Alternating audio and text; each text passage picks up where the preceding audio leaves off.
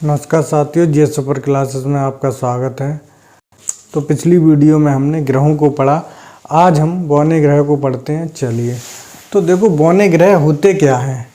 ग्रह तो वो होते हैं जो सूर्य की परिक्रमा करते हों, जो गोल आकार ग्रहण करने हैं, जिनका पर्याप्त द्रव्यमान हो तथा जिनकी एक निश्चित कक्षा हो। लेकिन बौने ग्रह किसे कहते हैं? बौने ग्रह में पहला पॉइंट है कि जो सूर्य की परिक्रमा करता हो। तो भाई ग्रह भी सूर्य की परिक्रमा करते हैं। दूसरा पॉइंट है जिसका गोल आकार ग्रहण करने हेतु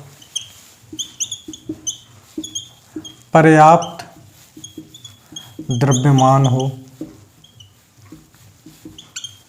ये भी पॉइंट हमारे ग्रह की परिभाषा में है। दूसरा पॉइंट है कि जिसका स्वयं का प्रकाश न हो। तो आपको पता है कि ये तीनों पॉइंट ग्रह की परिभाषा में भी मिलते हैं। लेकिन जो चौथा पॉइंट है कि जिसकी कक्षा अनिश्चित हो, मतलब देखो ये चौथा पॉइंट जो ग्रहों की परिभाषा में है, ग्रहों की कक्षा निश्चित होती है। सभी ग्रह सूर्य की एक निश्चित कक्षा में परिक्रमा करते हैं, लेकिन बौने ग्रहों की कक्षा अनिश्चित होती है। जैसे मान लिया ये हमारा सूर्य है और सूर्य के ग्रह चक्कर काटेंगे तो इस प्रकार से काटेंगे। मान लिया ये बुध काट रहा है, ये शुक्र काट रहा है, ये पृथ्वी काट रही है, ये मंगल काट रहा है, ये बृहस्पति काट रहा है। तो इस प्रकार से काटेंगे, यानी एक दूसरे की कक्षा को काटेंगे नहीं, इनकी कक्षा निश्चित होती है। जबकि बौने ग्रह, मान लिया ये सूर्य है और ये प्लूटो, ये एरिस और ये मान लिया सेरेस है। तो ये कभी तो इस प्रकार से काट देगा, कभी इस प्रकार से काट देंगे, ये कभी ऐसे काट देंगे। यानी दोनों ग्रहों की जो कक्षा होती है वो अनिश्चित होती है। तो चलिए, दोनों ग्रहों की संख्या हमारे सौर मंडल में 5 है। इस समय ग्रहों की संख्या वो 5 है। पहला है हमारा एरिस, इसको एरिस भी कहते हैं। ये सौर मंडल का सबसे बड़ा बौना ग्रह है, सबसे बड़ा बौना ग्रह। ठीक। दूसरा है प्लूटो, और ये 2006 में, पहले ये ग्रह हुआ करता था, लेकिन 2006 में चेक गणराज्य में 26वीं बैठक होती है अंतर्राष्ट्रीय खगोलीय संघ की, और इस प्लूटो को ग्रह से निकालकर बौने ग्रह की श्रेणी में डाल दिया गया और इसको नया नाम दिया गया 134340। ठीक। तीसरा है हमारा सेरेस, चौथा है हुमा, या कहीं कहीं ह्यूमा भी देते, और पांचवा है आपका मेक। ठीक। तो ये 5 बौने ग्रह हैं। तो चलिए अब हम उपग्रहों को पढ़ते हैं। आपको पता है कि उपग्रह किसे कहते हैं? जो आकाशीय पिंड सूर्य की परिक्रमा के साथ साथ किसी ग्रह की भी परिक्रमा करता हो, वो पिंड उपग्रह कहलाता है। जैसे जो पिंड सूर्य के साथ साथ किसी ग्रह की परिक्रमा करता हो, यानी जो भी आकाशीय पिंड है वो सूर्य की परिक्रमा तो करेगा ही और साथ में किसी ग्रह की भी परिक्रमा करेगा, तो वो पिंड उपग्रह कहलाता है। हमारे सौर मंडल में 8 ग्रह हैं। ये मान लिया ये हमारा सूर्य है और ये पहला पड़ेगा आपको बुध। और बुध का कोई भी उपग्रह नहीं है। शुक्र का भी कोई उपग्रह नहीं है। उसके बाद आता है तीसरा ग्रह हमारा पृथ्वी, और पृथ्वी का एक उपग्रह है जिसका नाम है चंद्रमा। ठीक, उसके बाद चौथा ग्रह आता है दूरी क्रम में हमारा मंगल, और मंगल के 2 उपग्रह हैं। एक का नाम है डीमोस और दूसरे का नाम है फोबोस। डीमोस सौर मंडल का सबसे छोटा उपग्रह है, सबसे छोटा उपग्रह है। ठीक, उसके बाद आता हमारा बृहस्पति। बृहस्पति के 79 उपग्रह हैं, जिसमें गैनीमीड सौर मंडल का सबसे बड़ा उपग्रह है। सौर मंडल का सबसे बड़ा उपग्रह है। इसके बाद हमारा ग्रह आता है शनि,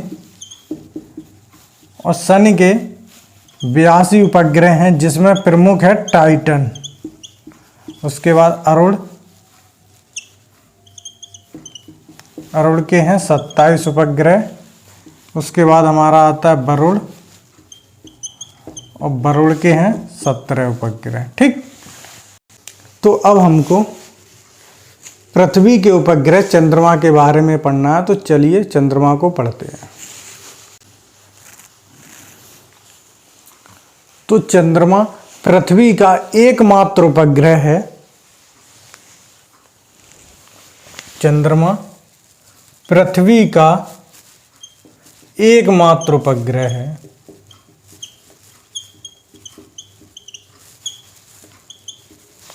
चंद्रमा का जन्म थिया नामक पदार्थ का 4.5 अरब वर्ष पूर्व पृथ्वी से टकराने पर होता है। यानी थिया नामक पिंड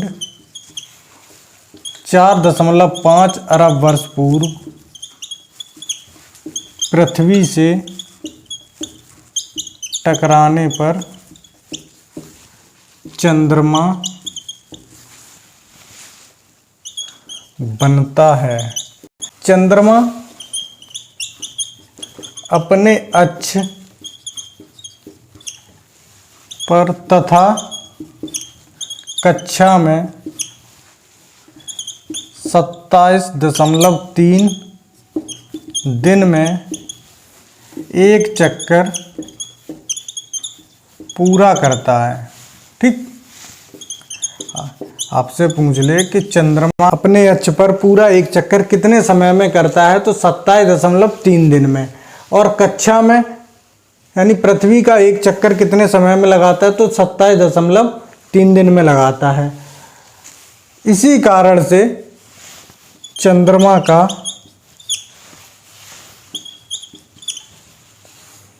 हमें पृथ्वी से सदैव 59% भाग ही दिखाई देता है। चंद्रमा का एक हिस्सा हमको कभी भी दिखाई नहीं देता है पृथ्वी से। केवल हम पृथ्वी से 59% भाग ही चंद्रमा का देख सकते हैं। चंद्रमा की पृथ्वी से दूरी कितनी है, देखो ये मान लिया पृथ्वी है, और चंद्रमा पृथ्वी का दीर्घवृत्ताकार में चक्कर लगाता है। तो होगा क्या, ये मान लिया चंद्रमा है, एक बार तो यहाँ पर आ जाए, एक बार यहाँ आ गया, ये चंद्रमा। तो जब यहाँ पर होगा तो कम दूरी होगी, और यहाँ पर होगा तो अधिक दूरी होगी। जब कम दूरी होती है तो इस स्थिति को कहते हैं उपभू, और ये कम दूरी होती है आपकी 3,62,600 किलोमीटर। और जब चंद्रमा की पृथ्वी से अधिक दूरी होती है तो इस स्थिति को कहते हैं अपभू। और यह दूरी होती है आपकी 4,05,400 किलोमीटर। अब आपसे पूछ ले कि पृथ्वी से चंद्रमा की औसत दूरी कितनी है, तो औसत दूरी हो जाएगी 3,84,600 किलोमीटर। ठीक। चंद्रमा को जीवाश्म ग्रह भी कहते हैं। चंद्रमा को जीवाश्म ग्रह भी कहते हैं। चंद्रमा के अध्ययन को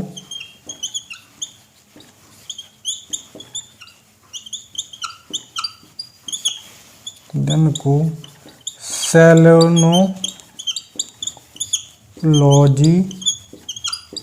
कहते हैं। आपको पता है कि चंद्रमा पर वायुमंडल नहीं है। चंद्रमा पर कोई वायुमंडल नहीं पाया जाता है। और चंद्रमा पर जो गुरुत्वाकर्षण बल होता है वो पृथ्वी का 6वां भाग होता है। यानी चंद्रमा पर गुरुत्वाकर्षण बल पृथ्वी का 1/6 है।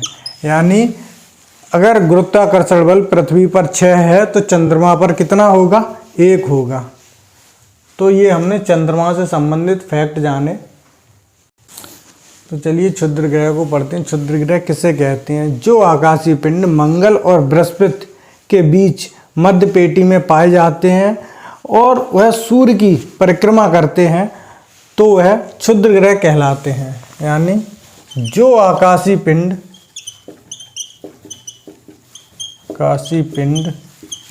मंगल और बृहस्पति के मध्य पेटी में रहकर सूर्य की परिक्रमा करते हैं, क्षुद्र ग्रह कहलाते हैं। देखो हमने जब बताया तो क्षुद्र ग्रह कुछ प्रमुख हैं। एक तो सेरेस, दूसरा फोरवेस्टा। ठीक। तो जो सेरेस है ये सबसे बड़ा है, सबसे बड़ा। और फोरवेस्टा एकमात्र क्षुद्र ग्रह है जिसे नंगी आंखों से देख सकते हैं। एकमात्र क्षुद्र ग्रह जिसे नंगी आंखों से देख सकते हैं। यहीं पर नंगी आंखों से एक पॉइंट और लिख लो। आपसे कोई पूछ ले कि नंगी आंखों से कितने ग्रह हम देख सकते हैं, नोट करके लिख लो। नंगी आंखों से यानी बिना दूरबीन के नंगी आंखों से पृथ्वी से 6 ग्रह देखे जा सकते हैं। इन 6 ग्रहों में हैं बुध, शुक्र। पृथ्वी तो हम देख ही सकते हैं लेकिन पृथ्वी का कुछ भाग देख सकते हैं। पृथ्वी मिलाकर 6 ग्रह हैं और पृथ्वी को हटाकर, क्योंकि पृथ्वी पर तो हम रहते हैं, तो पृथ्वी हटाकर 5 ग्रह देखे जा सकते हैं। मंगल, बृहस्पति और शनि। अगर इसमें से पृथ्वी को हटा देंगे तो हम 5 ग्रह देख सकते हैं। तो चलिए अब हम उल्का या उल्कास्म या उल्का पिंड क्या होते हैं उनको भी देख लें। चलिए उल्का को पढ़ते हैं। तो उल्का क्या होते हैं? अंतरिक्ष में तेजी से घूमने वाले छोटे आकाशीय पिंड हैं या ब्रह्मांडीय पिंड हैं। ये तेज गति करते हैं। ठीक, तो ये मान लिया ये पृथ्वी है हमारी, तो समझ लो इसको। और ये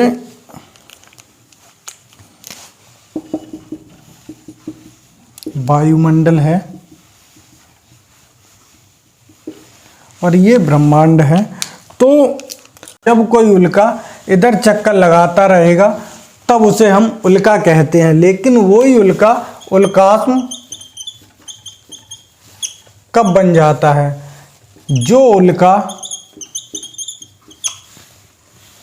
पृथ्वी के वायुमंडल में प्रवेश करने पर वायुमंडलीय घर्षण के कारण जलने लगता है, परंतु वह वायुमंडल में ही जलकर समाप्त हो जाता है।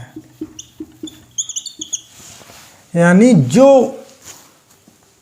उल्का ब्रह्मांड में ही घूमता रहेगा या अंतरिक्ष में ही घूमता रहेगा तो हम उसे उल्का कहेंगे, लेकिन जो उल्का पृथ्वी के वायुमंडल में प्रवेश कर जाएगा और वायुमंडलीय घर्षण के कारण उसमें आग लग जाएगी तो वो जलने लगेगा। तो जब जलकर पृथ्वी के वायुमंडल में ही समाप्त हो जाता है तो उसे हम उल्कास्म कहते हैं। तो वो उल्का नहीं रहता, वो क्या बन जाता है? उल्कास्म बन जाता है। तो चलिए अब उल्का पिंड कब बनता है देखते हैं। उल्का पिंड, तो जो उल्का